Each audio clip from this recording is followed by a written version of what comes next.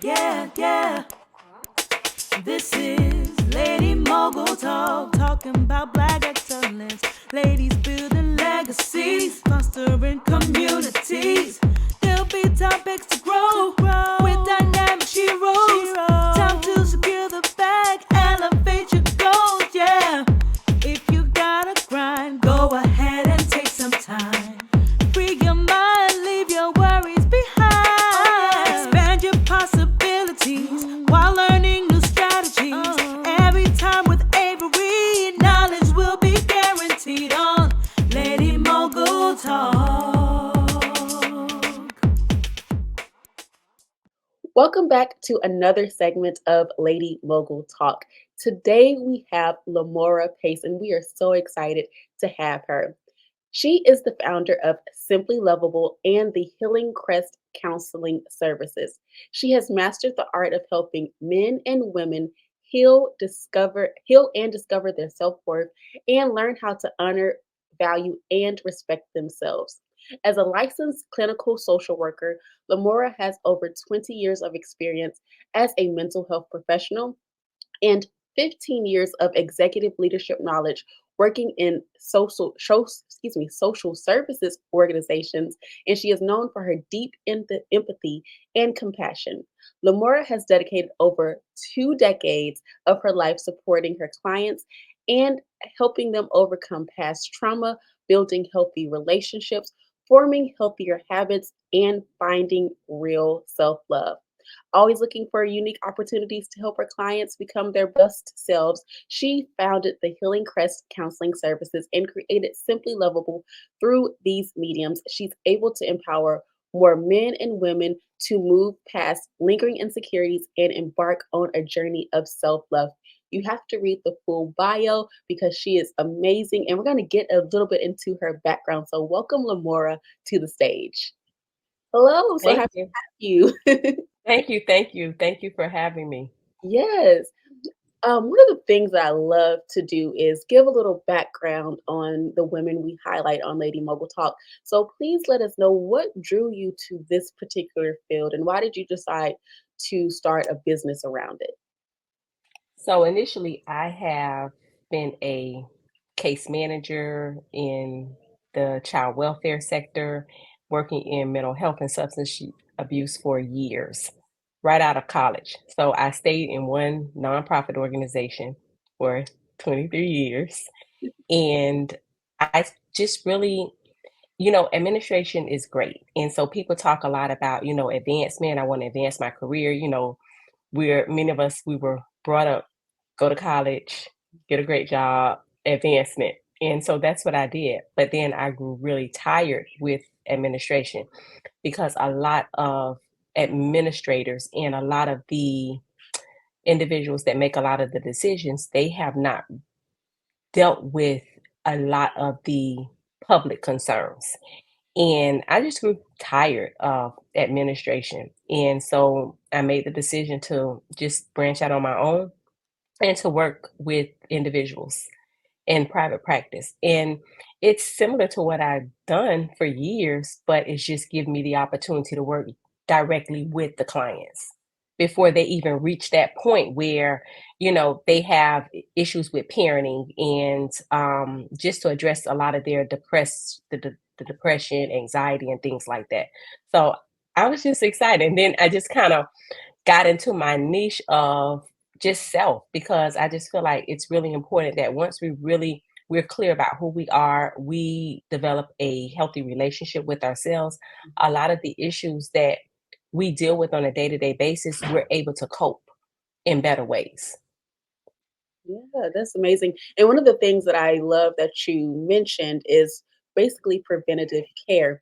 I want to continue on the vein of what you profess in your profession, which is of course self love. So, how do you help your clients go from self doubt and that negative talk to that self love and helping them to discover their unique strengths and qualities?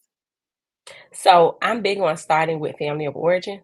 because we have to start from that development stage. How do we get to this point? Why do we think the way that we do and believe in ourselves the way that we do? And it's based on the messages that we've learned growing up. So I really just dive deep into that upbringing, what we've learned as children, even simple things as how were accomplishments celebrated, the expectations growing up. A lot of times we have these different expectations of us growing up, and it's really going to direct how we feel about ourselves or how we develop the confidence. And so if we are built up in such a way where you have to succeed, and then the perfectionism begins to develop, that confidence when you actually do fail begin to shrink, because you're taught to feel that you can't fail. And because failure is not an option. And that's a message that a lot of times kids are taught, like failure is not an option. Failure is an option. We will fail. And so I have a lot of clients that have felt that failure is not an option. And then they're feeling hard on themselves because they've actually failed. It's difficult for them to get started again. So just really going back, helping them to understand where these messages stem from, Mhm. because we have to now begin to develop other messages. So it's you now having to unlearn a lot of the messages and learn healthier ways of dealing with life, dealing with self, learning more about yourself in order for you to be able to develop healthier messages.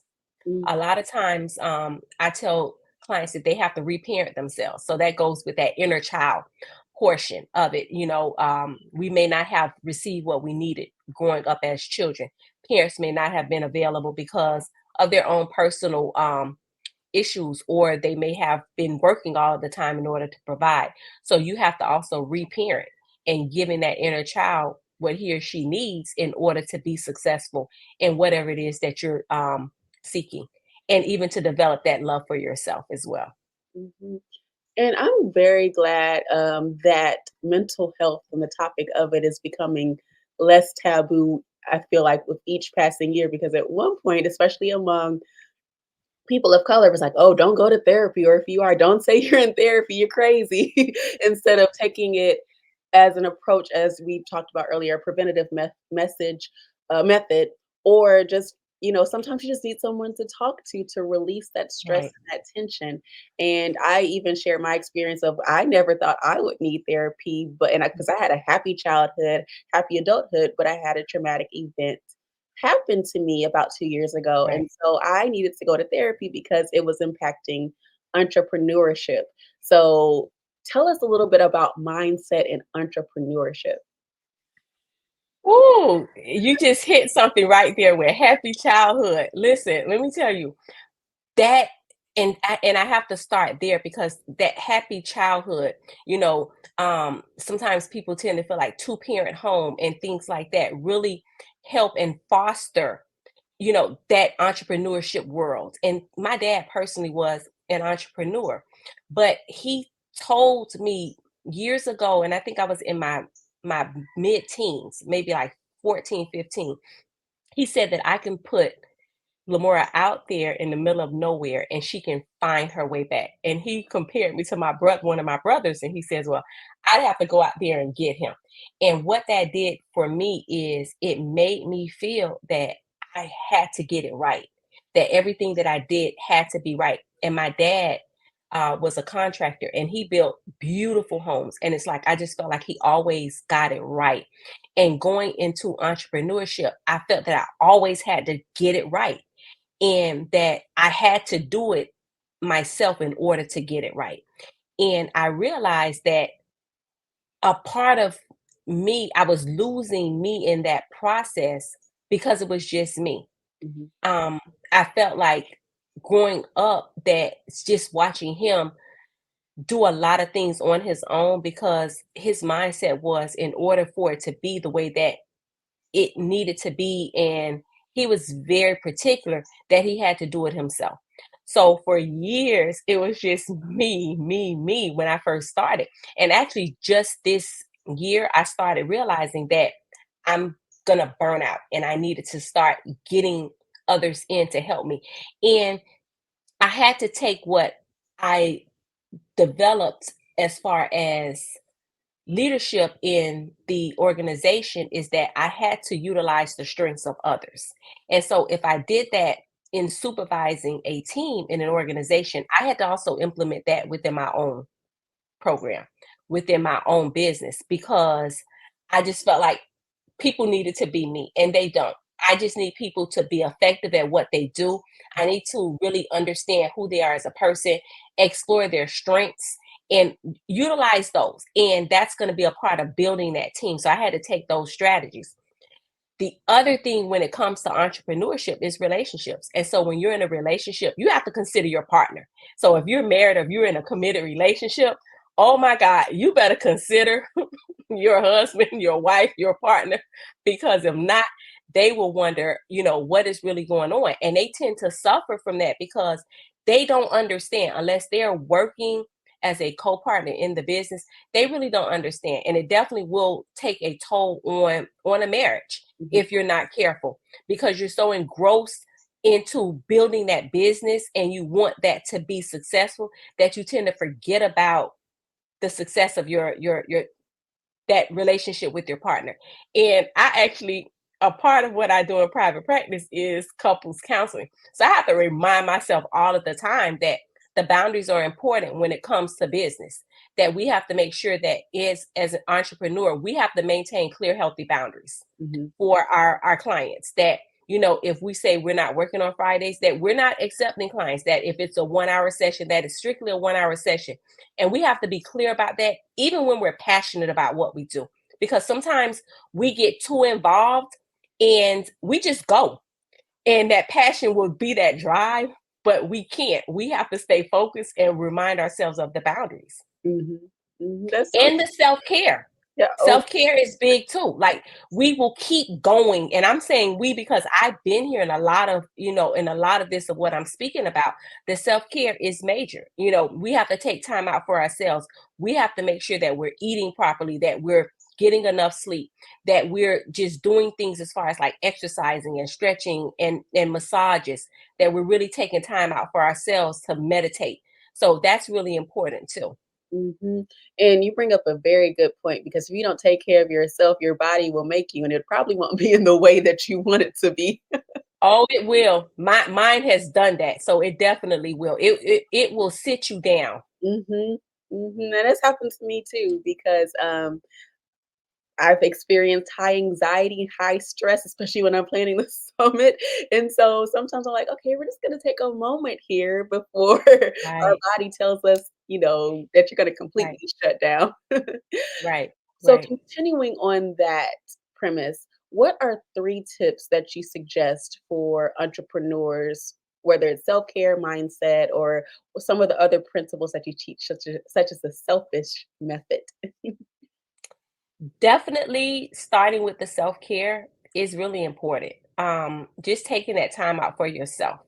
It's really important that we really understand the things that we enjoy, because a lot of times we tend to get so immersed in what we need to do versus for others Mhm. versus what we should be doing for ourselves. Um, that's really important.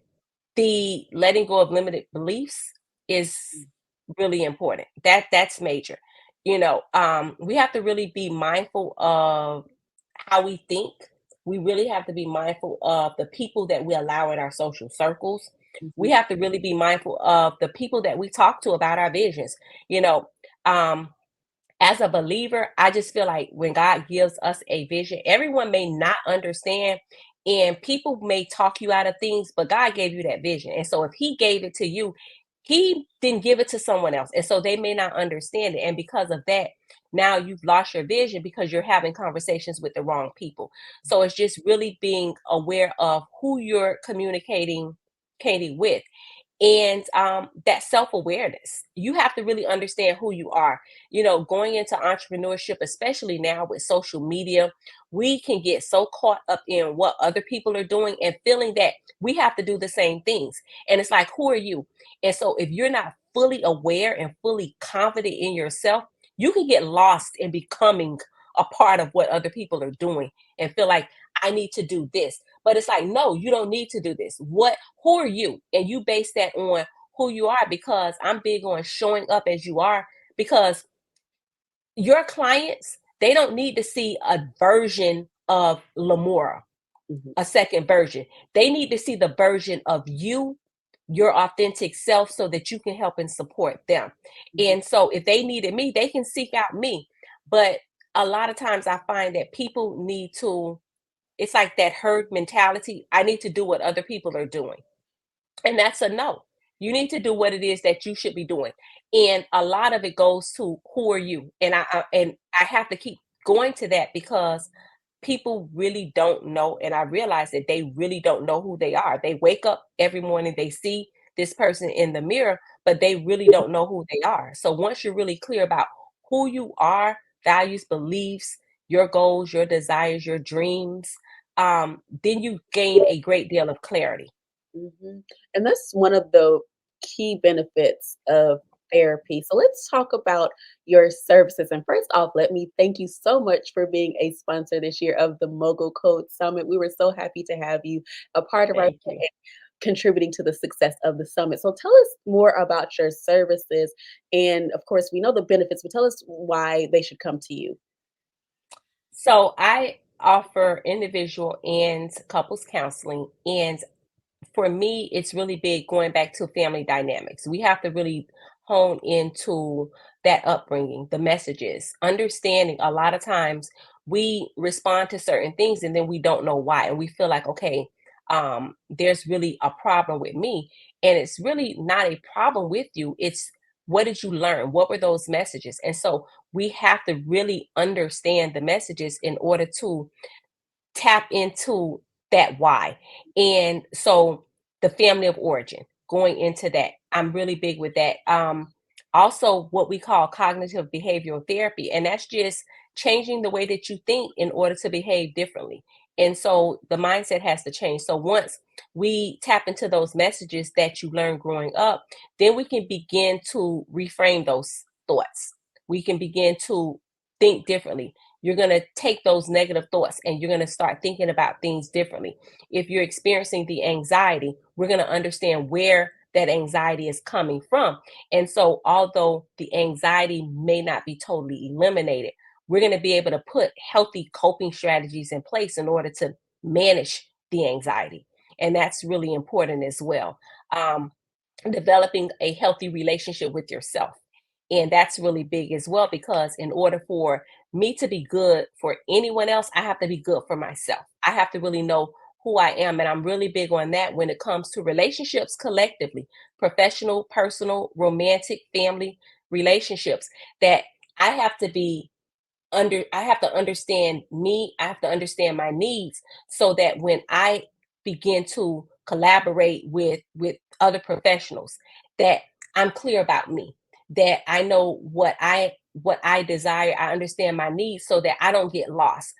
I'm big on loving you when it comes to relationships, loving you without losing me. And in so many relationships, whether it's professional or romantic, we tend to love everything that we do or the person that we're involved with, and we lose ourselves because we want to ensure that the other person is happy.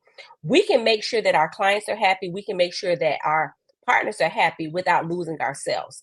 But it goes to me being really confident about myself and understanding what I desire, being clear about saying no and being okay with it. And now those are the boundaries. A lot of times we're not comfortable with no because we feel like people are not going to accept us. Mhm. And if they don't, I just feel like that's not the person for me. Drops mic. Point blank period. Yes, it's very true. And so, one of the things that I love about your services is that you also offer products. So tell us about your Simply Lovable card deck.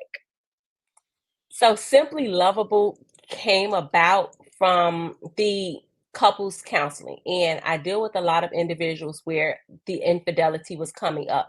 And in order to rebuild the trust, I would always ask this question: what do you need from him in order to rebuild the trust? And many times I would get, I don't know. I don't know what I need. And I realized that they don't know what they need because they don't know themselves. And so that's where Simply Lovable came about, is that in order for you to understand and to communicate what you need from your partner, you have to really love yourself and believe that you deserve this. Mm, And that was the thing, because a lot of times it's like, do I even deserve it? Yes, you do. You deserve to be honored. You deserve to be respected. So Simply Lovable takes you through that journey of self discovery, learning more about yourself, taking you through that journey of understanding what your needs are, then going into that self-care aspect of it, learning to create positive affirmations to speak life into yourself. And so there's a section where you have the self-care, you have the self-discovery, you have the affirmations, and then there are prompts, because sometimes we need to be told what to do. We're not activated until somebody tell us what to do. So there's a section where there are prompts for you to do certain things as well. Then there's the workbook that goes more in depth with the self discovery, the self care, and it's giving you the opportunity to journal and work through things. And it also takes you through even goal setting mhm, to also help, because, I don't want you to just learn about yourself and then there's no goals. I need you to be successful. I need you to activate. So once you begin to really understand you, once you begin to start finding the importance of self-care and taking care of you, then you want to start activating, mhm. putting some goals into place, and making your dreams a reality. Yes, and that's very essential. I'm glad that you mentioned activate, because a lot of us will write something down or even create the goals, but we don't implement it. So what's the point Right.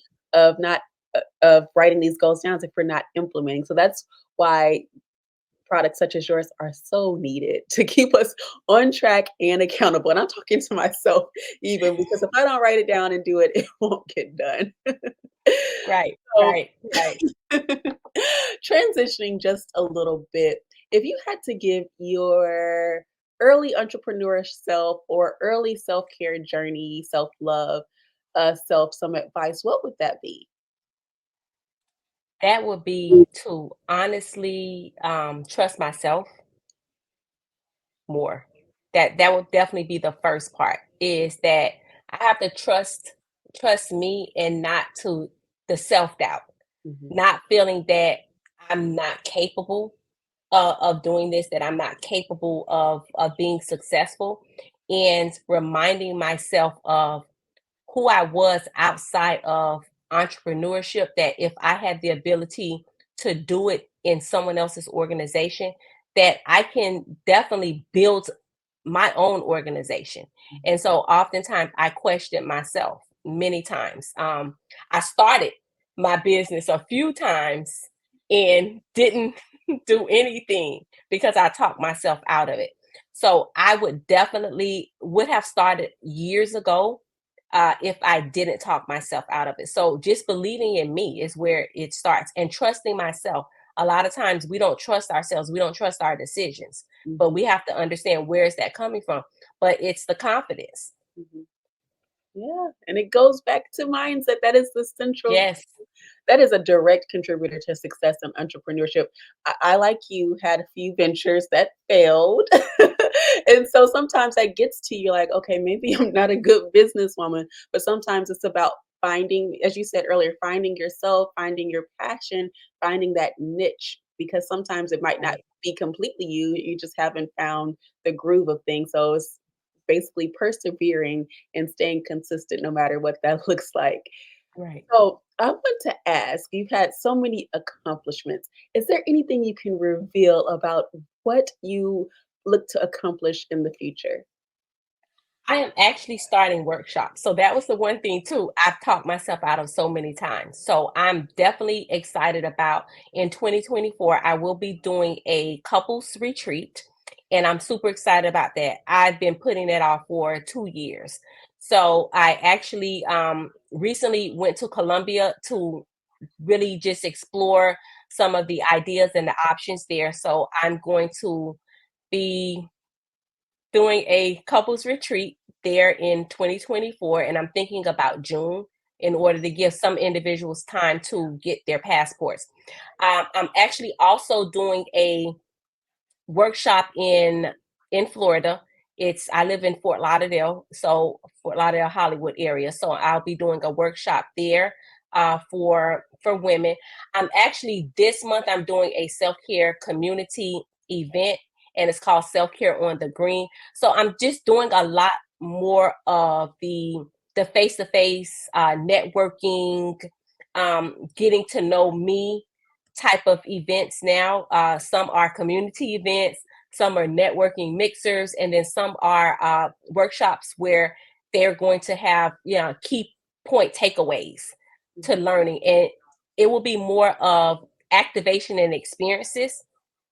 It's going to definitely require interactive engagement and not so much of just learning. So it will be a lot of smaller group settings right now that's going to help to just really help individuals to change the way that they think and to just really learn to love themselves in so many ways that they really did not realize that they even knew that they existed, if that makes sense. Because a lot of times, once you really understand you will realize that, man, I didn't even know that this person existed within me.